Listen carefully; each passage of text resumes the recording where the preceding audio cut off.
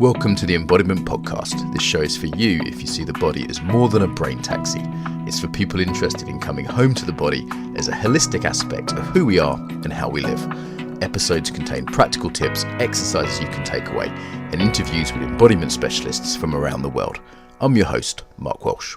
So on the show today, we have Julia Davis. Julia, I met at a yoga conference. She was doing, she's an experienced yoga teacher, about 20 years experience. She's specialist in Shakti womb yoga, women's issues yoga, things that I know nothing about. So it's going to be another episode where I shut up and mostly just listen and occasionally ask dumb questions.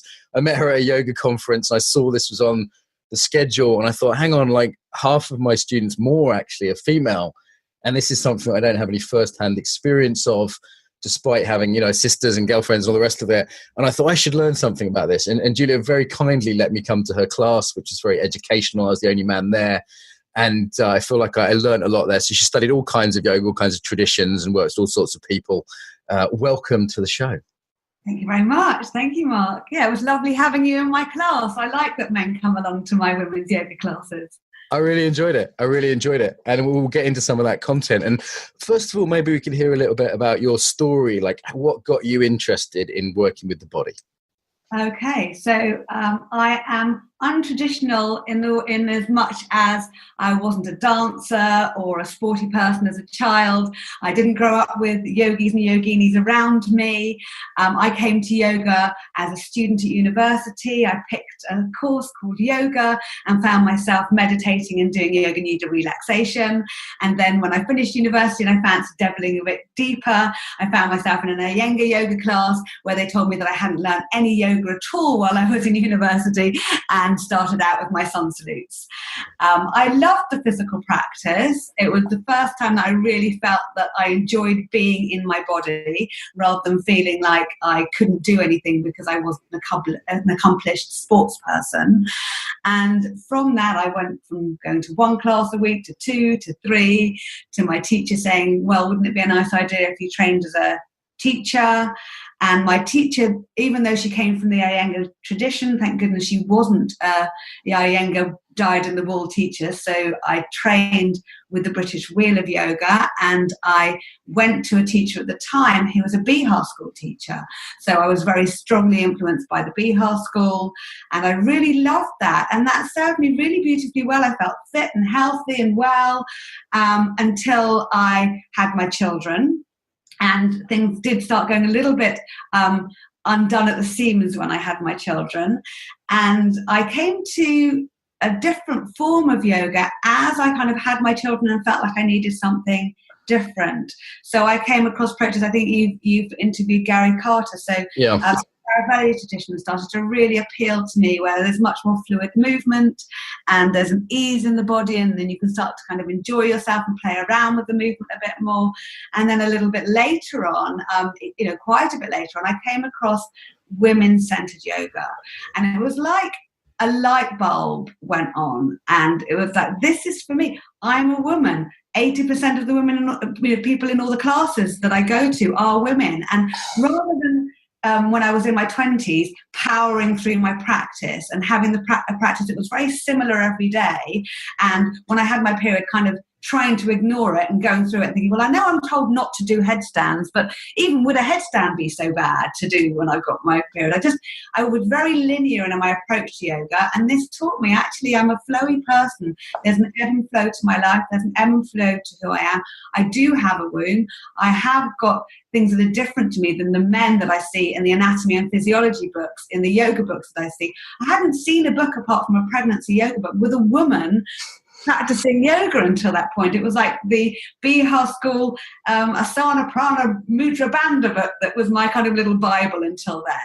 And it really did completely change the way that I practiced and the way that I taught yoga. So that's okay, I think that's a great intro. I think we're going to spend the next half hour kind of fleshing out parts of that. So, I mean, bearing in mind that many people listen to know yoga, but some don't, like, let's make some distinctions here. So there's the Iyengar school, which is your kind of classic right way, wrong way, make a shape, get it right, kind of a little bit rigid it's known for, but can be very beautiful as well. Yeah, and it's very physical. The people who practice teach that. You're not allowed to teach the breathing practices and the meditation practices until you're, goodness knows, I think you have to be able to have done a headstand for 5 minutes before you're allowed to go near that stuff. So it's a very, very physical practice. So there was this guy, B.K. Iyengar, who came from India, and he was in Switzerland a lot. And he thought that sort of the physical would be a good way in for yoga for the West. And he essentially sort of defined modern postural yoga in the West. And then, there's other people kind of following on from that, like the Ashtanga, for example, school, which is a little bit more fast and dynamic. But that very physical sense of it was sort of how yoga got established, right? It's a physical, almost athletic practice. And that really comes from that lineage of yogis coming to the West. Yeah, definitely. It's all about having a physical practice, and that's great. And when I came to yoga, I wasn't the fittest, healthiest person in the world. So to have a physical practice, people kind of ask me, well, what's the difference between, for instance, yoga and Pilates? Well, if you're doing an Ashtanga Yoga vinyasa practice and you're comparing it to another form of exercise, it's a form of exercise. You might concentrate on your breath a little bit more. Yeah. An exercise program. And the yoga that I practice now is far removed from being an exercise workout. I remember in the class, we did a few little things, but it certainly wasn't a workout, And I've got nothing against kind of workout yoga. I did a vinyasa class last night. Actually, it was very pleasant. Bihar school, I'm not so familiar with. So as much for my learning as everyone else's, could you say a little bit about what that is? So the Bihar School of Yoga is a place in India, and it has a book called Asana Pranidhana, where it's got lots of sequences that you learn about yoga. It's very grounded in the medical benefits of yoga. It looks at things from a perspective of, these are the physical practices that help with X. These are the physical practices that help with Y. The reason why you're doing these physical practices is so that you can sit comfortably to meditate. Yeah. Go from the physical practices to the breathing practices. I learned all sorts of really lovely breathing practices through the Bihar tradition. So breathing practices that help relax the nervous system, so that you go far more into the parasympathetic nervous system and you learn to slow everything down. Learning to sit and to meditate. Mantra work. It's a very traditional form of yoga that is quite simple to follow, and that can teach you it can ground you in yoga practices that are very beneficial. And having that grounding, having that knowledge of the kind of ground rules of yoga, as it were, was very helpful as I moved into the practices that I enjoy doing. So even people like Gary Carter, who come from a very different tradition, you'll often find when you look at people like that, they actually have a huge basic knowledge and understanding of traditions that are similar to Bihar school. And then from that, they learn how to move the body in different ways and work with different things. But it's almost like being an abstract artist. A lot of artists come from a very thorough understanding of art practice and anatomy and physiology and the way you paint. And then from having that grounding, they move into the areas that they enjoy. Yeah. We had a martial arts teacher, Miles Kessler, who's an Aikido sensei, and he was saying, you have to do form for a while before you kind of move out of form into a more kind of freestyle practice. I think there's a case for and against that, but I can certainly see the case for it. So there's the sort of the Scaravelli you mentioned, like Gary Carter, Pete Blackerby, will get Pete on the show as well, Catherine Annis in the UK. And it's a sort of softer, more kind of feeling, we might say somatic style. But as you say, a lot of those people actually have the base in the more kind of form-based practice. Yeah. And I loved when I came across the Scaravelli practice. I loved it. I loved the free flow. I loved the ability to move in different ways and to feel more released and relaxed into the practice. I really enjoyed that as a physical way of moving. And also, there's kind of an honesty to having a Western practice as a Westerner. Yeah. So, I'm an English girl, and actually, when I came into meditation practice, there's a app called Headspace, which is very well known now. Yeah, I know the guy made it. English guy, but he was a Buddhist for a long time, sitting in his mountain. And when I hear him talking, I can kind of feel the history of what he's learned in that. But an English practice works for me because I'm an English girl. So when I teach, I don't throw out a lot of Sanskrit because it doesn't serve me. And I love it when I kind of feel what teachers are teaching me. And I know they're working with the banders or they're working with whatever, but they don't kind of throw out things that are going to confuse everyone. Because, you know, I'm an English girl with an English background, so I'm quite happy to listen to an English dialogue. It doesn't really, it can just confuse people often. I think it can be used as a sort of a way to claim authority, to use lots of Sanskrit words or something like that, or as it actually seems to create a layer or barrier between the student and their practice quite often, or a kind of false veneer where people pretend to be Indian or, you know, Japanese or whatever the tradition's from. It's particularly unhelpful sometimes. So you mentioned this kind of almost yoga therapy view that yoga can be given, like, okay, if you have this problem, maybe do these postures. That's kind of Bihar as I understand it. It's ringing a bell now that it's kind of one of the precursors to what's now called yoga therapy, as I understand it. What it does is actually just takes the traditional postures that you see in yoga, the triangle, the down dog, all those, and it just tells you what the benefits of doing those postures are. So if you do look at an Indian tradition of yoga, there's no separation between yoga practice and holistic health. That's just the way things are. And the Western tradition is that there's a disconnect between holistic health and the medical profession, mainly because the witches were burned in the 16th century, and that's where the disconnect happened, and the medical profession was very much seen as a separate entity. That was never the case in India. No, you know, they didn't have half the people who were knowledgeable about health destroyed, and the health has always been about the whole person, and that's true of the yoga tradition as well. Yeah, okay, that makes sense to me. And you mentioned some breathing exercises. Do you have any favorite sort of calming breathing exercises? My sense was you may have been a little bit nervous coming on the show and speaking quicker than I'm used to you speaking. It might be, you know, people kind of on the subway or walking through the streets of London might benefit as well. Any particular favorite calming exercises? Yeah, absolutely. One of the things that I found with my practice is that when I was first taught pranayama or breathing practices, I was taught them as a very kind of specific part of what my regime was. You do the asana, you do the physical practices, you do the breathing practices, and then you do the meditative practices. And what I found is actually it benefits my life to practice the breathing practices in my life. Yeah. So if there's a stressful situation coming along, I'll use a practice. So there's a practice that I really enjoy. I think it has been mentioned I think there was Hillary Clinton who mentioned it as something that she does. It's called alternate nostril breathing, and there is a fancy way of doing it with the hands, and there is a free flow way of doing it, which I really like because you can be sitting on the tube and doing it, or you can be sitting in a meeting, or you can be anywhere where you don't feel okay, and you can do the practice. And what you do in the practice is you bring your attention to your breathing. So you just notice the breath at the nose, you're breathing through your nose, and you just notice what's happening. So when you breathe through your nose and you bring your attention to that, you will notice that the breath that comes in through the nose is cool, and the breath that leaves is warmer than the breath that came in. You can just notice that now. Breathing in, breathing out. So you'll just notice that happens. The breath is cool entering and the breath is warm leaving. And then all you do is you bring your attention to your left nostril and you imagine you're breathing in on the left side. And then you bring your attention to your right nostril and you imagine you're breathing out on the right side. You breathe in through the right and you breathe out through the left. It does not matter at all what is actually happening with your breath.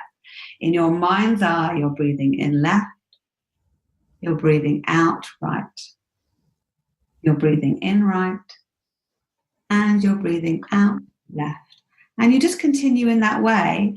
And then when you feel like you're in a position where you want to finish that breathing practice, the breathing practice ends by breathing out on the left-hand side.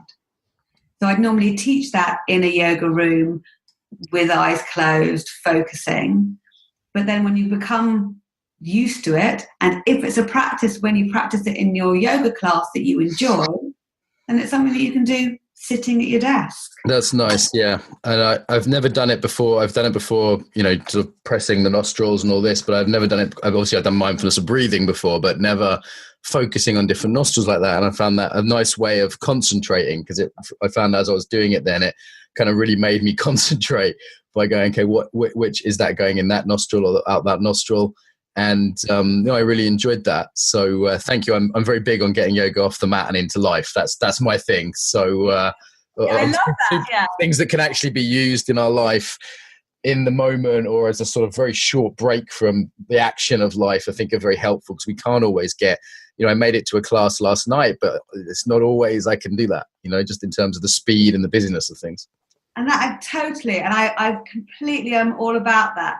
And that's what my pranayama practice is there for. And people say, oh, why am I doing that? Or what's going on? Or I've got thoughts coming in my head. And that is what breathing practice is there for. When your mind is completely crowded and you don't know what to do or where to turn or how to turn it off.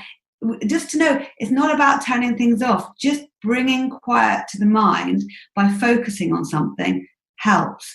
And turning on the telly or focusing on your phone or distracting doesn't help clear things. As soon as you focus on something, you notice how busy your mind is, and you can help slow that process down and watch things happen rather than react to things happening. So in my classes, I might say, you might be sitting at the table and people are having a conversation, and that conversation is about a subject that is not making you happy. There's an awful lot of politics around at the moment. That could be something that someone's talking about, and that doesn't feel okay. And you'll feel in your body that doesn't feel okay. So how would it be if in that situation you sat and you did alternate nostril breathing? What would that do to your nervous system and the way that you're feeling sitting in that situation? And that's the way that I teach my pranayama. Nice. So let's come to the sort of, in a way, our main topic for today. So you were studying this yoga, and many of the kind of yoga teachers who came to the West were men, pretty much all of them that I've heard of. I know there was one or two who weren't. And I'm wondering how far back that goes in the Indian tradition. Were most yogis men in Indian yoga? And then they certainly were in your textbooks you mentioned. So what was that like, kind of realizing, like, hang on a minute, all the guys in these books are men and I'm not a man? To be honest, at the beginning, I didn't care. But what happened was that I did have female teachers, and I think I was very lucky in that the teachers that I had, because no one imposed anything on me. To be honest, I think I wouldn't have chosen those classes. It's like, if you go to a class and the teacher feels right, I don't care what tradition they come from. It feels good. And so I enjoyed that. But really, what happened was I read a book. And it was recommended to me, and the book was called Yoni Shakti, and it was by a woman called Uma Dinsmore Tuli, who is a world-renowned yogini. Yeah. And she talked about how the majority of people going to yoga classes are women, and the majority of people running the schools of yoga are men. And actually how there have been sex scandals within many yoga traditions. And yoga is a physical and sensual practice, and it has been abused over the years. And there was abuse within the Bihar school, and that was her yoga tradition. And it made her look at yoga in a different way. Why is it used and abused and down a linear tradition? There are many ways in which the patriarchy has caused things to work in a negative way for both women and men. And what is it about this physical practice that attracts so many women? So as one, we're looking at this linear tradition where it's my way or the highway, and that's where a lot of the traditions work. Scaravelli, she was a woman who didn't even want to name her tradition to be named. But many of these traditions were led by men, and they did want them to be named, and they wanted to own them. And there's a lot of yoga around there that has a trademark attached to it. Yeah. I think it's something culturally about the British. We don't like that as well. I've been resisting putting a TM on embodied yoga principles. Every time I see it, I just cringe, that sort of ownership of stuff and putting a fence around it and Bikram. As you say, the abuse scandals are not occasional, they're endemic. Physical abuse and sexual abuse. as I'm sure you know, isn't just like the occasional school. It's almost every school, Yeah, with all the major ones. All the background studios have just been relabeled hot yoga this or hot yoga that.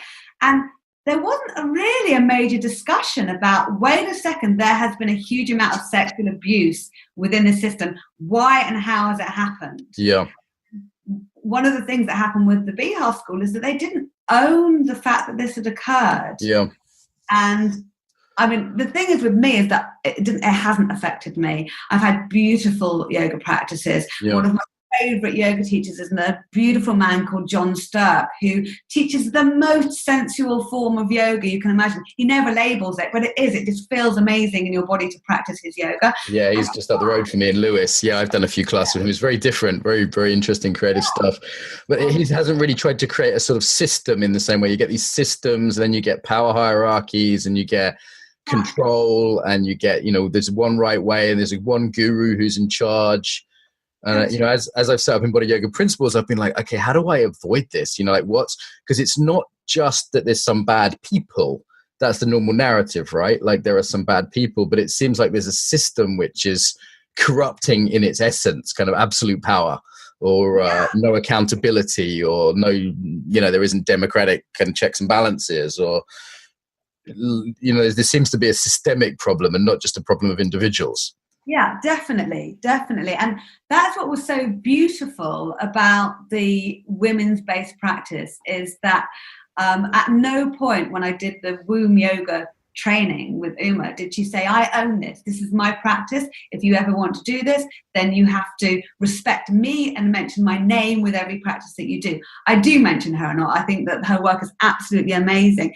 But it's like she's given me the freedom as a yoga teacher to take the fact that when a woman has her first period at Menarche, when she's sort of between the ages of 10 and 16, 17, that a major change is happening in her life, that a major change is happening in her body, that her body's starting to work in a cyclical way where there's ebbs and flows to energy, and physical practice in the way that we look after ourselves starts from there. So that was something that Uma kind of brought to light as my daughter, my eldest child, was coming into her Menarche. And I thought, absolutely.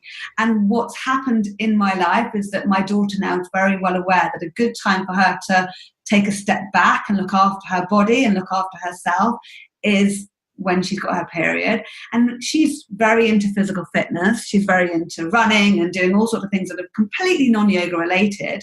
But what she's learning is if she really wants to go for it in her training schedule, a really good time to do that is when she's finished her period, in the kind of time as she comes through to ovulation, that springtime. She can kind of build up her practice so that she's training hard the way that she loves to train, in spite of her strength. Now you're hitting on so much good stuff here. I just want to kind of pause with some of it in my linear, patriarchal, controlling, masculine way. And there's so much good stuff you've talked about here. Like the first thing is you've sort of pointed to, and tell me if you think this is true, that sort of empire building seems to be somewhat gendered. In the, as I understand this, like there often isn't the sort of books and the organized traditions often in sort of female wisdom. I've heard this from pagan teachers say, the women just didn't write it down, or it wasn't copyrighted in the same way. So I've seen that. I've also seen some terrible stealing in the yoga community as well on the other end of the spectrum.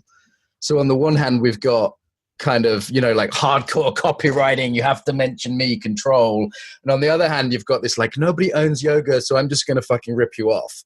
Like I've seen that in the yoga community as well, the sort of shadow of ownership. Yeah, I can understand why when you've worked very hard at creating something, you can feel that it can be stolen from you. But I have a really strong belief that it doesn't matter. It really doesn't matter. If I write a book and then someone writes exactly the same book and puts their name on the front, I'll know in my core what I know. And maybe, that kind of copying is a form of flattery. It's like somebody's, wow, that's amazing. That's worth me owning. And no one owns it. It's like where I live in Finchley in North London. It's like there couldn't be more yoga teachers. when I was living in my old home, I got a knock on my front door. And I opened the door, and in came a beautiful woman called Lisa, who I'm very good friends with now. And she said, "Hi, I'm a yoga teacher. I know you've got a yoga studio in your house. I'm going to have a yoga studio in my house." And I could have thought, whoa, wait a second, here's my rival. Yeah. Moved in across the road from me, who's a yoga teacher. And that didn't happen. I was like, how lovely to meet you. There was a bit of me that went, whoop. And then I thought, this is wonderful. There are more yoginis in the world. The more of us, the better. If there's one living in every room, in every house, and every road where I live, then that's a great thing. And I think as yogis and yoginis, that's a good attitude to have. We live our yoga. Yeah. We do our yoga. And if somebody turns up and decides to copy what we do, then let it be. Yeah, I think there's definitely something in the attitude of sort of non-clinging and generosity. Like I'm on someone else's podcast this evening in America. They have it's probably the nearest competitive podcast I have. And they invited me on. I was like, well, of course, no problem. You know, like the more of us there are putting embodiment stuff out there, and it's called The Body Awakens. And Liam, I'll give him a plug, actually. I don't mind. You know, it's a good podcast, you know. And it's like, and why not? You know, and I got the idea from a podcast from being on The Liberated Body, which was run by someone else who I really like. And, you know, yes, there's that kind of seeing that we're building something bigger together rather than being competitive. And sometimes there's limits to that. I mean, this may be where we part ways slightly, but I've seen some stuff which just is horrible rip-offs and not crediting where credit's due kind of thing. But maybe this is part of the rich gender difference we're talking about, and I'm sure there are women and men who feel differently. You know, I don't want to put anything we're saying today, right? Like I know someone's going to be saying, yeah, but it depends, and not all women are like that, and not all men are like that. So maybe we could just say, yeah, I get that, and I think you get that too, right? That there are we talk about very broad gender differences and not absolute. And one thing that's beautiful is, you know, you ask people, where do you come from in your yoga? And one thing that is really lovely to do is honor the people who've been part of our yoga journey. So Barbara Joseph was the teacher who taught me very much within the Vihar tradition. She's an absolutely beautiful and wonderful yoga teacher, and I would honor totally the work that she's done. And I am delighted that she's influenced my practice. So yeah, it's all about honoring the people that have been part of creating the yogis and the yoginis that we are. Nice. And let's come back to this idea of cycles, because you started on this, and I think this is really juicy. I've got a lot to learn here. Like, you know, as a kid, I started to notice there were certain days of the month where my sister screamed at me more. And I was like, okay, that's interesting. It started to be like a pattern, you know? And it was like, okay. And then I kind of realized there was this thing that was maybe happening that I didn't know about with my sister. Like, and I was like, okay, there's something going on here that's kind of cyclical. And I noticed that sometimes my students like are really up for kind of hard training. And then another day they're like really drawn in and they just want to kind of do self-care and wrap themselves up. And again, that seems cyclical, particularly when we have courses where all the women synchronize. And you know, there's 20 women in a room who are in one of these kind of parts of their cycle. So for us, ignorant men or women that just haven't paid attention to this, talk us through the cycle and how that affects psychology. And I know it's different for different people. You know, I've had girlfriends that would be like massively horny in one part of the cycle, and then others that would come later for them. And like, talk us through it. Like, how does that work as movement teachers as well, that cycle? Yeah. So it's interesting what you said about, you know, sometimes you can feel really horny and excited and wonderful, and sometimes you can feel angry and not okay. And there is definitely a cycle to the natural flow of a woman's life. So if you're not taking any kind of hormonal contraception and your body is working a certain way, there's a kind of a typical blueprint for how the female body could work. I feel like I'm being given the keys to the secret kingdom here. I'm like listening intently. Good. I want every man to have the key to the secret kingdom. Because I mean, that's why I think it's so funny that this is a women's practice, but I don't know any men who don't know any women, or I don't know any men who never had a mother, never had a, you know. There's women you care about in your life, right? Your partners, your students, your friends. You're always going to know a woman. So it's good to know how women's bodies work. So a lovely way to look at things is in a seasonal way. Nice. So there are 4 seasons. There's winter, spring, summer, and autumn. The winter of a woman's season is when she bleeds, is when she has her period. And just in the winter that we see outside in the weather, that is what the season can feel like for a woman. So it looks as if the trees are bare, there's nothing going on. But actually, if there wasn't some kind of renewal process going on, then where would the buds of spring come? But if you don't give your body the opportunity to rest in winter, so, you know, in the true winter, we often want to have a hot water bottle and snuggle up in front of the fire, or, you know, do things that nurture, have a nice hot chocolate or whatever it is. If we don't allow ourselves to have that hibernation time, then how are we going to create the energy for spring? And so in yoga practice, then there are lovely nurturing practices that feel good for me to do and for me to teach to people for that winter time. So Yoga Nidra is a deep relaxation practice where you listen to someone talking you through, and it sends you to kind of a liminal space where you're kind of not awake and not asleep. That's a beautiful practice to do when you're in your bleed time.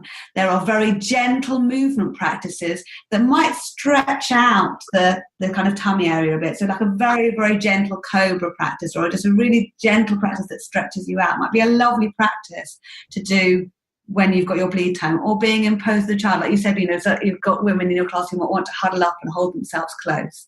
That can be a practice. Another practice that's beautiful for the winter would be to connect to the womb. The womb, the inner lining of the womb is shedding in the bleed time. So to connect your heart to your womb space, meditate in that place, can be another beautiful practice. How would someone do that? What do you mean by connect those two things? So to do that practice, you'd place your left hand over your heart and maybe your right hand over your left. You'd breathe in that place for a little while. And then you bring your right hand down to your womb, or your womb space. If you don't have a womb, you do this practice with or without a womb. But when you're bleeding, you have the hand there, and it would depend on how connected to you are to your own breathing. Whether you just breathe in, moving the hand up to the heart, and breathe out, bring the hand back down to the womb, or whether if you can feel comfortable with that breath connection, you just mentally send the connection from your heart to your womb. And you're recognizing, you're sending your love from your heart to your womb, which is doing, there's a lot of energy that's concentrated in that area for renewal and replenishment.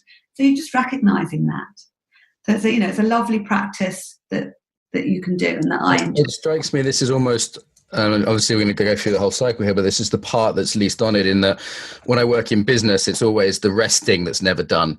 Or with clients, people are good at beginnings and they're good at summers, springs and summers. Maybe they complete, maybe they don't. But that rest period, or I lost my dad about 6 months back, and I just needed to sort of go in, and I spent a lot of time doing like child's posture, which I think of as fetus posture essentially. And as sort of going in, and that like taking time to have that down period, that seems to be almost, we'll go through the others, but that seems to be almost the part that's least honored in our culture. Would you say that's fair? Totally. And one of the things that is least honored as far as the bleed time is concerned, if you look at adverts for connected to your period, you will see someone wearing a white dress, often it's jumping into a swimming pool to do their 50 lengths to prove that you can swim while you they tend to be doing something super, super active. And if you speak to a real woman about that time in their lives, like you say, you remember your sister being ratty as she. Yeah. I just leaving chocolate at arm's length. That's what I learned real quick. But I was like, here's Top Gun. That was her favorite movie. I used to kind of give her the Top Gun tape, and I had some awareness of something happening there that was cyclical. Something maybe that's interesting is I've also seen the difference between partners and friends who are aware of the changes in their cycles and ones who weren't. And the ones, my wife's extremely good at this. She's very aware of how she is and how some of it's hormonally influenced or, internally influenced. So she's not kind of blaming me at that one day of the month that she knows she's going to get sensitive or narky. Whereas I've had other partners, or my friend, my sister when she was a teenager, that it was everyone else's fault because there wasn't this awareness of Yeah, and you've hit the nail on the head with awareness. So actually the time that you're talking about isn't necessarily the bleed time that you're talking about. Okay. It's the autumn of the premenstrual. Exactly, it's called someone might know nothing about periods, but they've heard the word, you're premenstrual. There's lots of language that's attached to the autumn time of the cycle, and in the kind of yoga way of doing things, and that's kind of a time where you might, if you've got a yoga practice, you might really be looking deeply into that practice. How's that practice working for me? What's happening in my practice? What's working for me? What isn't working for me? Am I doing this practice because it feels like I need to have a practice that I do every day, or is there something in my practice that could work for me that would make me feel better? Yeah. So what happens is, in the autumn of the cycle, we may well have a day where we hate everyone hates us. But if we've tracked our cycle and we know what's going on, then we're likely to be able to say, you know what, I'm having a day 23. Yeah, my wife will say, it feels like it's about you. And I'm sort of convinced it is, but my calendar says it might not be. Exactly. And when you know that, when you're aware that you're in that cycle, then that there's that day in the month when that's exactly might be what you're feeling, but also it is actually a time where the critic, excuse me, bless you, that part of you that is critical, maybe of yourself and others, can be useful. Okay. As a yoga teacher, for instance, you might be looking at your schedule and your yoga teaching and a particular lesson that you want to get across. And because you're in the autumn of your cycle as a woman, you can look at it critically and go, actually, you know what, that's in the wrong place, that's in the right place. Discerning, right? So it's that capacity to cut down the trees, to cut the leaves off the tree, and it's that discernment, yeah? Exactly. Let the leaves fall that don't need to be there, and work with that.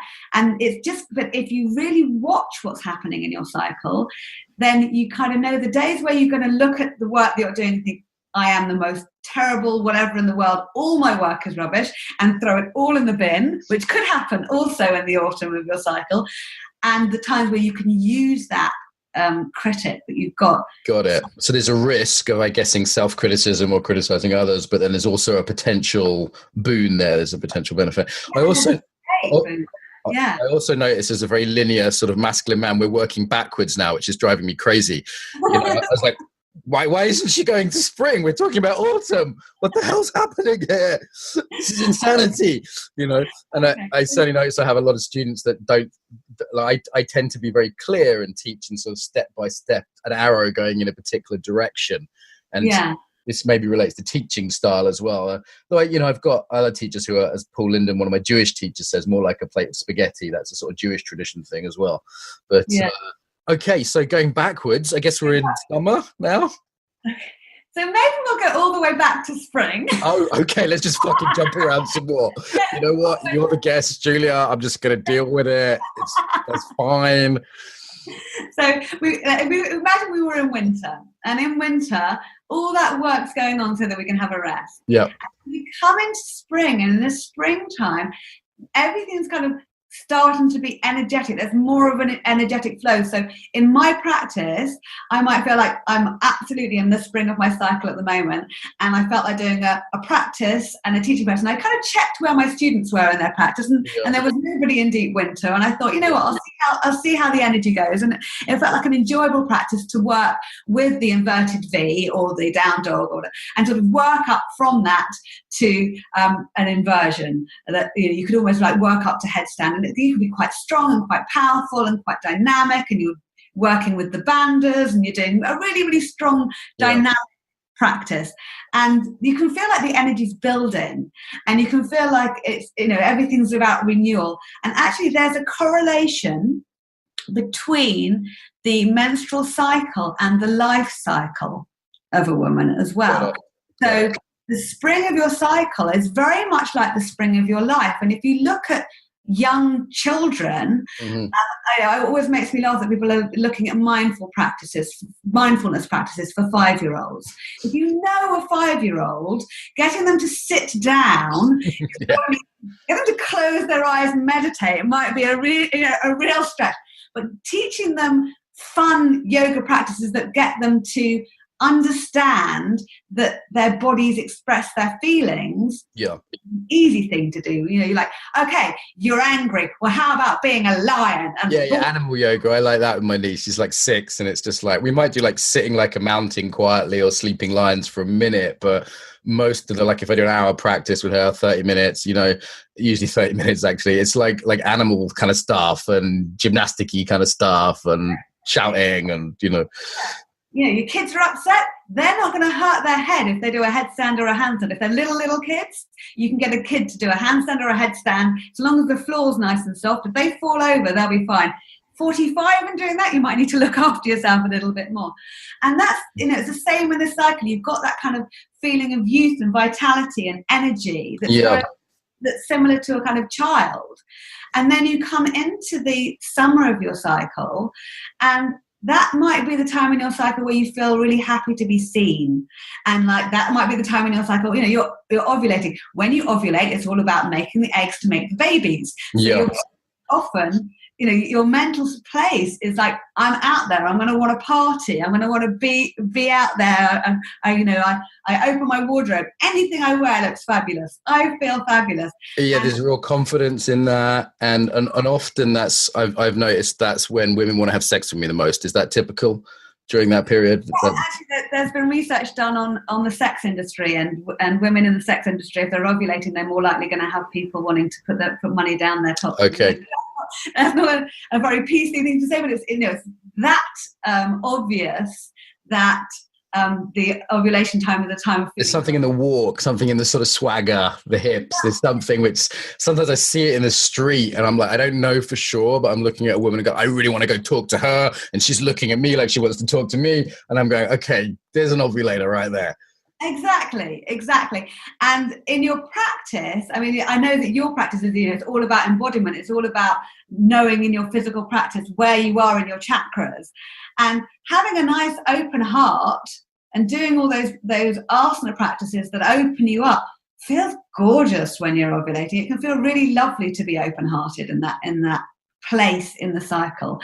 But then there are also other ways of things. So somebody coming into that place might also have a very strong feeling of vulnerability. Yeah. It can be what's happened in your life in connection with that time in your cycle. You can also feel very vulnerable. Some people experience pain at ovulation rather than pain when they've got pretty big differences between women, right? As far as I can tell, in terms of, this is a sort of generalized model you're putting forward, right?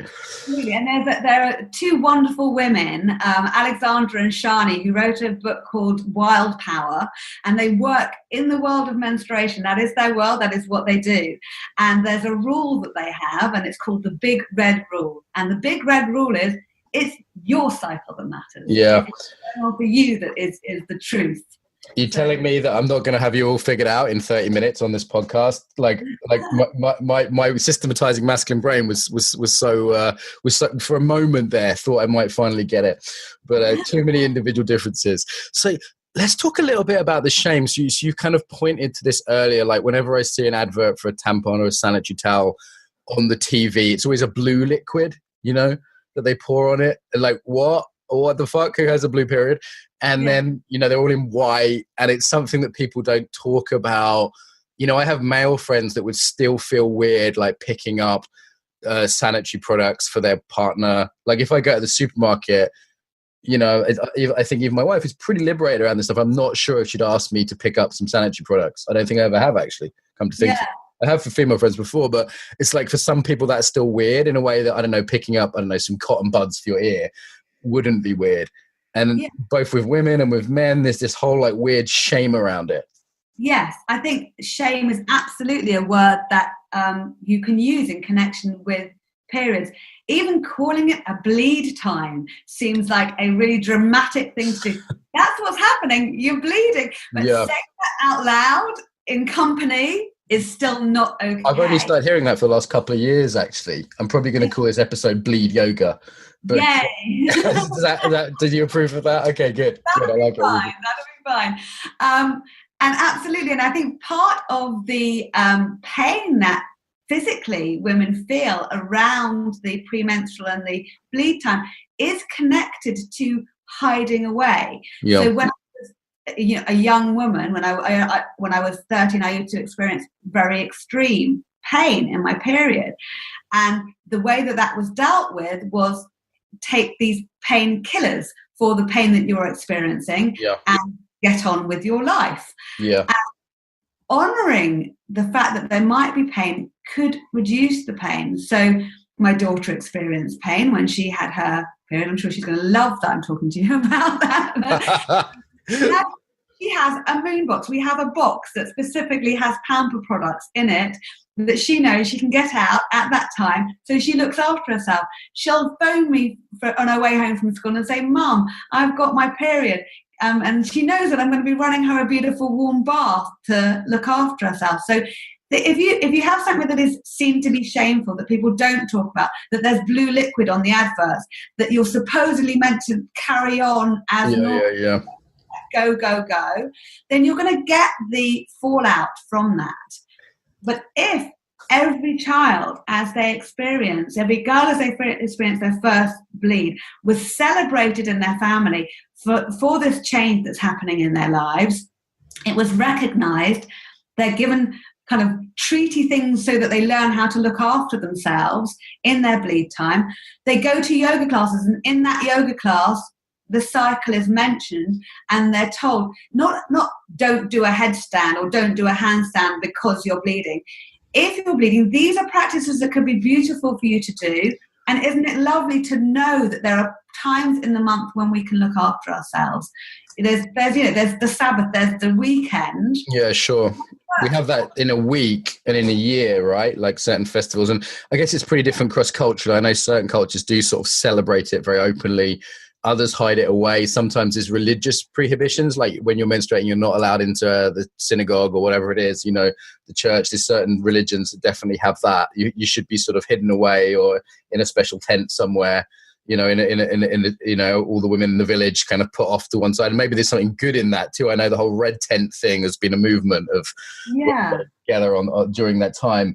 But I mean, just practically as a male teacher, how would I go about mentioning that? Because as you say, sometimes there's these don't do these things, which I've heard challenged. I've heard people say that that's simply not true scientifically. I don't know what your opinion is on that.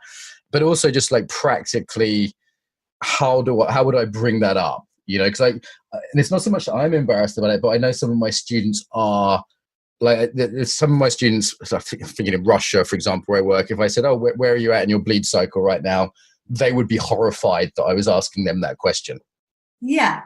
So I think it really depends on where and how you're teaching. Yoni Shakti has a section at the back of the book which has a do's and don'ts. Has this is okay, this is not okay, this is kind of a little bit okay, a little bit not okay. Give us some. Okay. An example of that is if you're a woman and you have an IUD fitted, so you have a coil. You think about where a coil is fitted, that can affect your use of Mula Bandha. Okay. If you're pulling up, so you need to be aware as a conscious yoga teacher of whether your students have an IUD in place and how any practices you might be teaching could affect the placing of that, because that's their contraception, that's their choice of contraception, and it is important that they know how to look after their bodies with that contraception in place. When women have their bleed, you're right, there are people who say it doesn't matter, carry on regardless, but it's nice for your students to know that hot yoga really isn't a particularly sensible idea when you've got your bleed. You can choose what you want to do, it's not going to kill you to do it, but I really would err against doing that. And I would, in the language of my teaching, I talk about the pelvic floor, or people don't like to talk about pelvic floor, but I talk about in a woman, where is that? We're talking about the vagina. That is where you kind of your stand. We don't talk about it. Took me ages to figure out what a pelvic floor was. I'm like, are you talking about the bits between my balls and my ass? Are you talking about a woman's vagina? What are you talking about? Balls. You're drawing up your balls. That's like drawing up the pelvic floor. I talk to people about their bodies and the way they work. If you can talk about a bicep, then you should be able to talk about a vagina. I've heard body scans where the genitals are just missed out. As a meditation teacher says, being aware of the legs, being aware of the hips, being aware of the stomach. I'm like, haven't you forgotten my cock? Yeah, It's like, oh, your vagina and clitoris and all the rest of it. So it's like, why does that get missed out? Yeah, and actually, on that point itself, so for women, there are practices that are really, really beneficial for making the breasts feel okay and understanding the different changes that happen in the breasts along the cycle. And if a woman can understand the changes that naturally happen in her breasts throughout the cycle, and can there's a lot of tantric yoga that focuses on the breast, and love that part of the body and look after that part of the body, then if any changes occur that aren't okay in that part of the body, they're more likely to see them first. Also, if they've experienced trauma with that part of the body, so if they've had breast cancer or anything of that sort, then it is healing to focus on that part of the body too. Yeah. Same with the womb. Most women have experienced something connected to the womb. Many women have experienced miscarriage in association with the womb. Many women have experienced problems conceiving in connection to the womb. It's a huge pain for a lot of people, isn't it? Like, I've come across a lot of students who've had pain around those, like a lot of trauma around those two issues.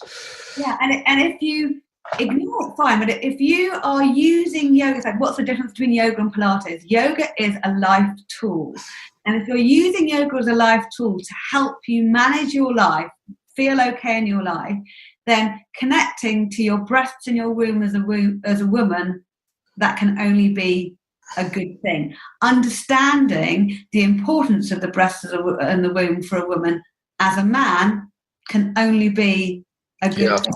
Yeah. And the practices that I teach theoretically that are really personal practices that you can do on your own, but they're very important practices for women to allow them to feel good about themselves and their bodies. It's fantastic. And there's just anatomical stuff as well, right? Like, if a lot of the anatomy is coming from men or male yoga teachers, for example, I used to teach archery, and women always used to get bruised on the elbow when they used to fire a bow. And the reason is that a woman's arm hyperextends past 180 degrees and also goes out slightly. So there isn't a straight line between the hand and the shoulder. People can try this now. If you're a guy, there's almost certainly a straight line between the hand and the shoulder. Whereas with women, the hand's normally off to the left, off to the side, out, to sort of go around the hips. And also that angle, which for me is about 175 degrees, for most women is over 180 degrees, which in the archery sense just literally meant that the string was hitting their elbow because it was sticking out.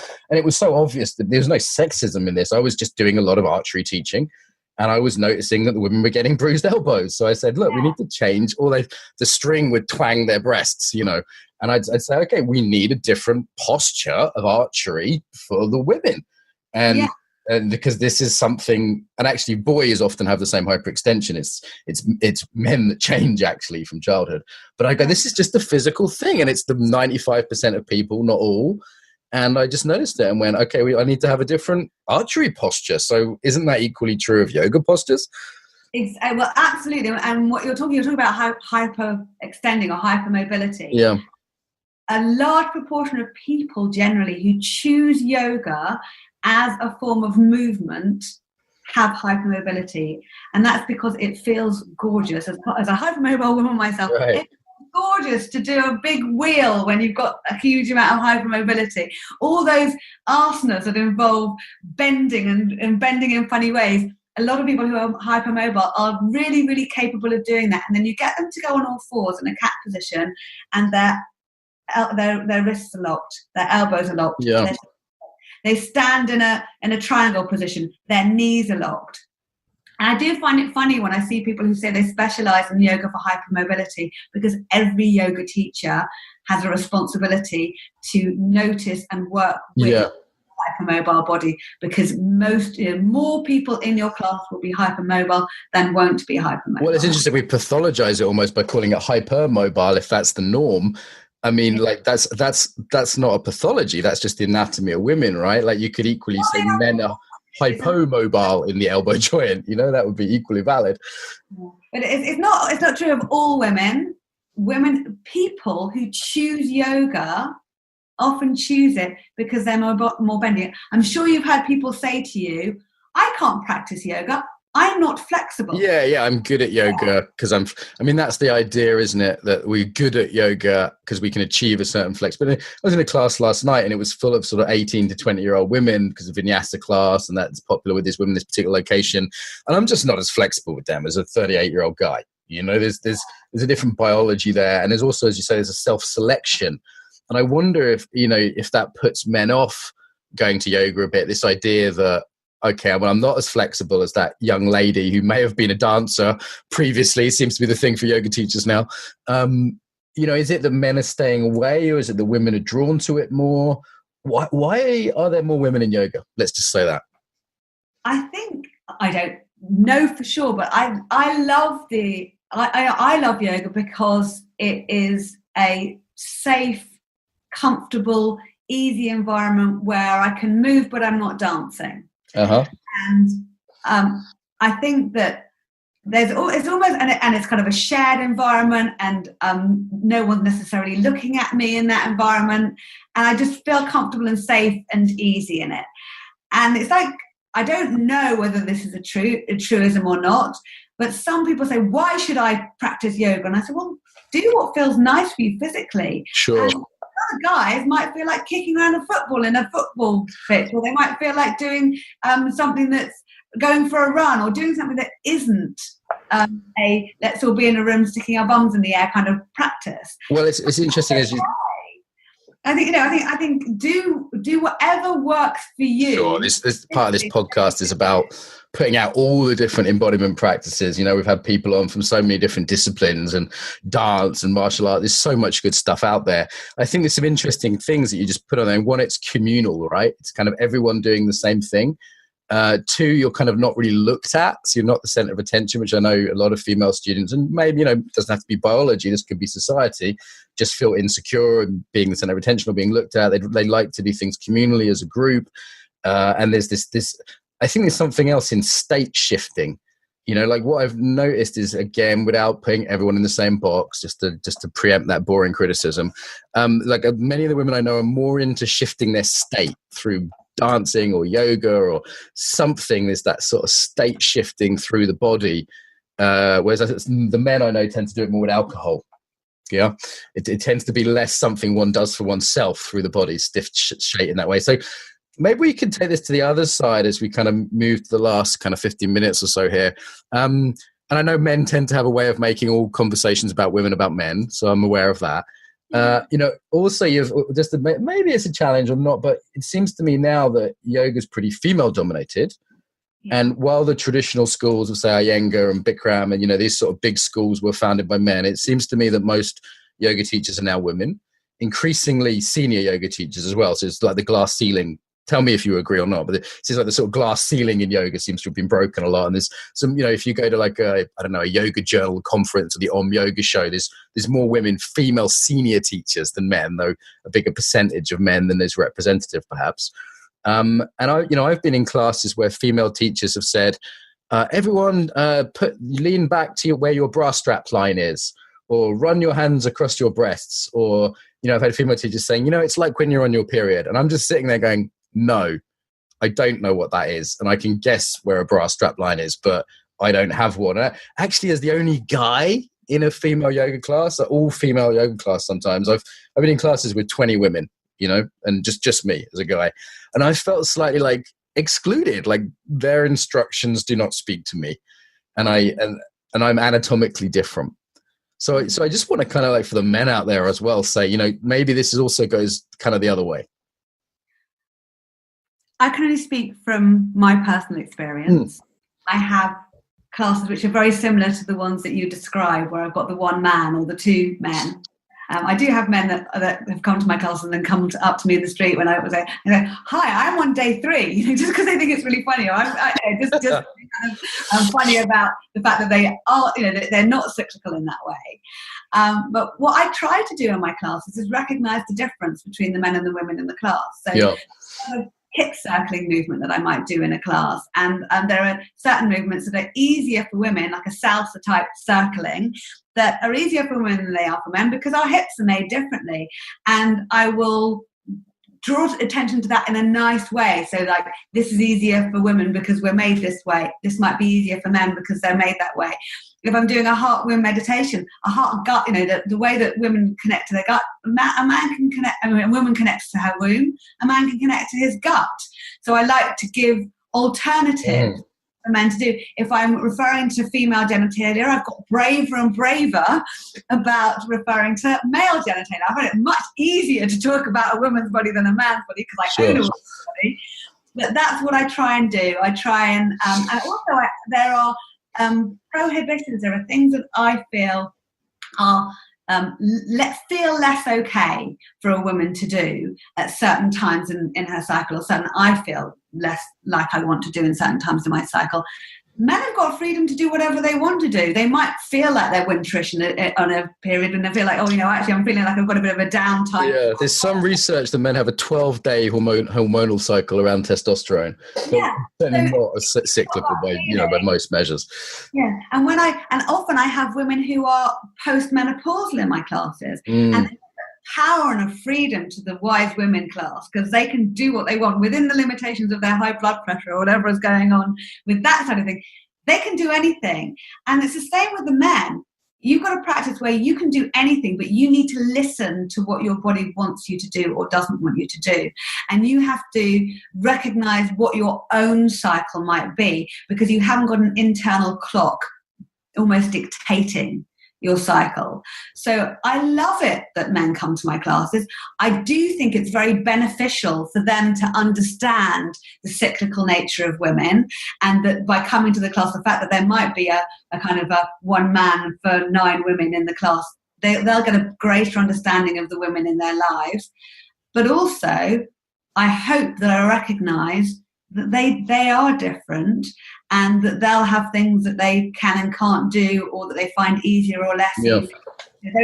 There's kind of the obvious strength versus flexibility that you often do get. Men tend to be stronger than women, and they tend to be less flexible than women. So in the asanas that involve the need for strength, then the men can kind of go for it and really enjoy themselves and take it a step further. Another thing that I really notice with the men in my class, it might not be true of all men, they tend to be in the class the people that I need to draw back from the 120% to the 75%. Yeah, I mean, I think there's a biological basis to risk taking generally, and that men are more disposable in terms of sort of tribal value. So it's I'm sure people are going to hate me saying this, but there tends to be a biological basis to risk taking. And if we look at cross-culturally the differences in risk taking, we'll see that, and that urge to sort of push oneself to one's limit. And it doesn't matter. I'm not bearing a child, so the consequence is I die, and not my child inside me dies as well, right? If I get that wrong, and that competitive urge as well seems to be, and I see that men and women, but it does seem to be a little bit more in male students, pushing it a bit harder or getting a little bit more competitive. Yeah, I like you say, you kind of can feel a bit scared saying, I'm not sure whether I should say that I noticed this more in my male students than my female students, but I do feel that I need to keep an eye and make sure that somebody's not overdoing it. Yeah. And it tends to be that men that might be pushing themselves. And also, I think it's not easy for everyone not to look around the room and think, I should be doing this asana in this way. I should be doing this physical practice in this way. Yeah. And everyone in the room, how does that feel in your body? Does it feel good or does it feel not good? Does it feel like you used your breathing, that kind of stretch could feel like it could go further, or are you hurting yourself? Yeah. And maybe men, they're more likely to say, I don't care, I'm going to go for it regardless. So just owning that feeling, that difference between an ow and that feels like I'm powerful and strong. There's certainly a big learning for me in years of yoga. It's been to back off from things like last night, everyone's doing this bind from a kind of deep warrior type pose. And I'm just going, last time I tried to do this, I pulled a muscle in my shoulder, and I have quite strong shoulders, and I have little legs, which affects this particularly, just the shape of me. And I'm in a class full of absolute skinny minis who can do it really easily. And I'm like I noticed that urge to get competitive and like, well, if they can do it, I'm bloody well going to do it. And then, actually my practice was just backing off from that and just going, hey, Mark, you don't want to pull that shoulder muscle again. This is exactly the time you did it a month ago. kind of that is my practice. The not doing it is my practice. Yeah, definitely. And I kind of, sometimes I think, oh, how did I ever become a yoga teacher? Because I didn't come from dance and I've never been able to do the splits. And then other times I think, you know what? People in this room are going to hopefully like the fact that when I do this practice, there's some people in the room who can supposedly do it better than I do it. Because it's not about getting into the pose. It's about this movement makes my body feel better, or will make my body feel stronger, or will benefit me in some way. And that's kind of, that's what yoga is all about for me. It's like making my mind feel better, making my body feel better, making my spirit feel a bit better too. This is nice. I think we're moving towards kind of natural wrap up here in terms of the cycle of our session. I'm going to do a whole podcast on cycles. We use it in our kind of business work in terms of projects, and this kind of cycle. I use a 4-season cycle model actually for other things. Like in an interview, there's a beginning, there's a middle, there's an end, there's a period where you rest afterwards. I'm going to go sit in the sauna with my wife in that kind of wintry, kind of dark space, and. Yeah. I mean, is there any other sort of do's or don'ts, or just sort of things that you just drive you crazy in the yoga world that you see people doing that, really people need to be more careful of out there, just in terms of preventing harm? I think we all need to look at our own bodies and our own internal workings and know that any physical practice or mental practice is about looking after ourselves. There's no point in sitting to meditate if it doesn't help us feel better. It's all about looking after ourselves and understanding what is good for us. And as women, particularly, using our cycle as a guide. So knowing, watching, how does my body feel now? Where am I in my cycle? What's going on for me? And what would work for me physically and mentally for that? So today I felt, my yoga practice today, I looked outside, I saw the beauty of autumn. And for me, it was all about going for a walk this morning in the outdoors and experiencing the wind on my face and looking at the beauty of nature around me. That's what my practice needed to be. And it's allowing ourselves to do the practice that feels right for us. Nice. That's beautiful. And in terms of finding out more about you, where can people find out more? So I have a website, which is finchleyyoga.com. So that's www.finchleyyoga.com. And I've got lots of stuff on the cycle and practices and YouTube videos and all sorts of fun, free things that you can look at to help you with your practice. Great. So if people are in North London, they can go see you personally, and there's stuff online there too. I also want to point listeners, I did another podcast, it should be up by now as well, by Roman Norris that was doing, she did one on childbirth and breastfeeding, and also mentions menstruation in there. So if this podcast was your cup of tea, then you could listen to Roma's one. It's been educational for me. I hope I haven't asked too many dumb questions. This topic's such a minefield. I'm sure someone's been upset, but let them. I feel like it's been useful to me and other people, and I've had fun. Any closing message about the body you'd like to put out there to the world? Just learn to love your body. If you enjoyed this episode, subscribe to get more. If you'd like to help us build the Embodied Tribe, leave a review on iTunes or share this on your social media. If you're interested in training globally, sign up to receive the newsletter at embodiedfacilitator.com. Until next time, welcome home to the body.